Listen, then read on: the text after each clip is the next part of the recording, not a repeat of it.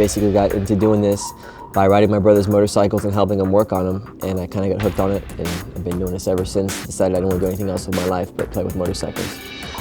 And I have a mechanical engineering degree. I went to Florida State University. That's helped me out a lot, but more than anything, just riding and wrenching and cutting and grinding and making sparks just taught me everything I know. My folks forbade me to have tattoos or motorcycles when I was younger, and you know, I called them one day when I was in school and told them I got a tattoo, and then I sold my Jeep and bought a motorcycle, and they were upset both times.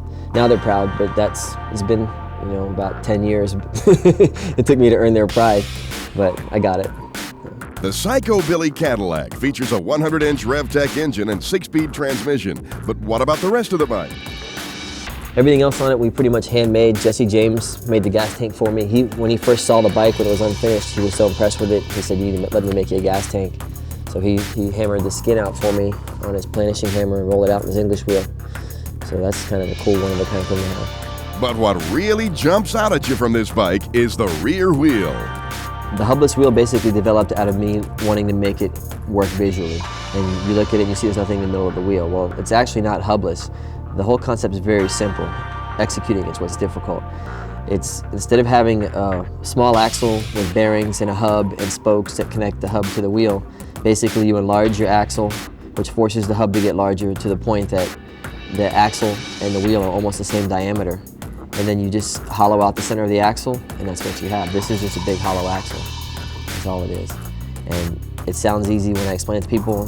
There's like a click when everybody hears me say that, and they're like, "Oh, now I get it." But doing it's a lot more difficult because you have a lot of weight, a lot of you know, bearing speed, things that consider to make it happen. Billy told me about his relationship with his partner, Nick. Nick and I have been working together for several years, and we're like brothers, and we see almost everything the same way. I mean, I don't think we've ever argued. We might have been mad at each other at some times, but he's as creative as I am, and we're creative in different ways. And with my experience in this and his experience in other things, you know, I don't think anybody out there can do what we're doing. I mean, they might be able to do something better, but to do what we do, the way we do it, there's no way. And I'll come up with an idea and bounce it off of him, and he'll do the same thing with me. And before you know it, like all these creations, they're not just mine. They're, you know, general ideas that he and I have had that we've put together. And I'll come in late at night and work all night, and he'll walk in the morning and say, "Wow." And sometimes I'll walk in on Sunday, and he'd been here all day Saturday, and he'd been working, and I'm like, "Wow, man, look what you've done." It's cool to have that. I think I'm really lucky to have that.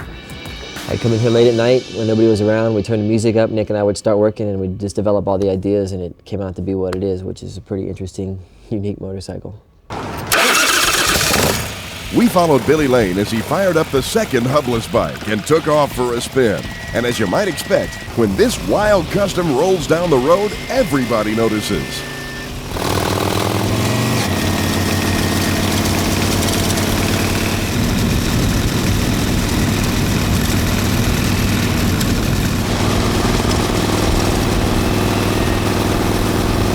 Riding a bike like this rides just like a regular motorcycle.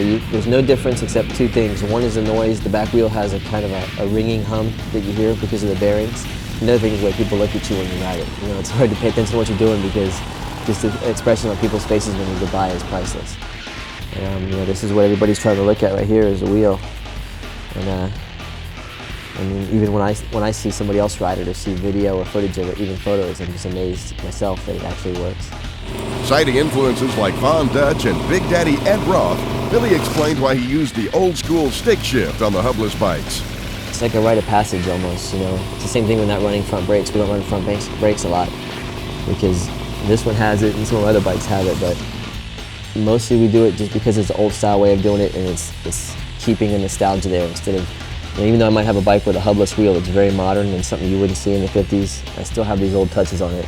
Basically my way of saying, hey, I know where I came from, and I'm recognizing the people that were doing the things that influenced me to get into this in the first place. So the big question, is Billy ever going to let one of these beauties go? I tell everybody that the Camel bike, the second Hubless I've done, is worth about 100 grand, but everybody comes back to me and says, no way, it's worth a lot more money. I don't like to overprice my stuff, but it is one of a kind. I'm not building them on a mass production basis, and nobody's ever going to come along and build anything like it. It would take huge resources to build a bike beyond that. So I don't really worry about the price of it. I think I'm going to keep it forever. Under the right circumstances, I guess I'd probably sell that second Hubless bike, but I don't know. I don't really want to. It's not in my heart. But who knows? A year from now, I might come up with something that I think is better than that. That I need to have more. So we'll see.